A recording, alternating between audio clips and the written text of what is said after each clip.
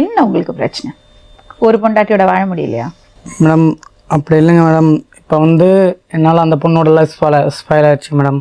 என்னடா சொல்ற? அது எப்படி உங்களால எப்படி ஸ்பாயில் ஆகும்? 2 பேரும் ஒரு ரிலேஷன்ஷிப் போனீங்க, ஒரு விபத்து ஆபத்து, அவ்வளவுதான். அவ வேலையை பார்க்க போறா, நீங்க உங்க வேலையை பார்க்க. நீங்க என்ன காப்பாத்துறதுக்கு என்ன? ரொம்ப அருமையா சொன்னீங்க கேப்டன். ஒரு பொண்ணை கல்யாணம் பண்ணி உங்களால காப்பாற்ற முடியல, எத்தனை பேரை காப்பாத்துவீங்க? இங்க வா. யாருக்கார போய் உங்க வீட்டுக்காரர் எங்க பார்த்தாரு சோனியாவை? டெல்லியில மேடம். எப்படி? உங்க வீட்டுக்காரு அவங்க சோனியா புருஷனு அவங்க வீட்டுக்காரரு ஒரே ஃப்ரெண்டு மேடம். இத்தனை நாள் என் கூட பழகிட்டு இப்படி பண்றீங்க, அசிங்கமா இருக்குதா? சோனியாக்கு இருக்குன்னா கல்யாணம் ஆயிடுச்சு. கல்யாணம் ஆயிடுச்சு மேடம். கல்யாணம் ஆகி அவளுக்கு கல்யாணம் ஆகி 8 வருஷம் ஆயிடுச்சு மேடம்.